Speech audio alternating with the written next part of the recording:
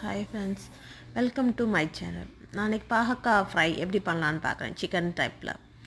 First பாகக்காயை நல்லா clean பண்ணி ரவுண்டாக கட் பண்ணி எடுத்து வச்சுக்கிறோம். நம்ம அதுக்கடுத்து ரெண்டு ஸ்பூன் ஒரு 3 ஸ்பூன் வந்து கடலை மாவு, 1 ஸ்பூன் இஞ்சி பூண்டு பேஸ்ட்டு,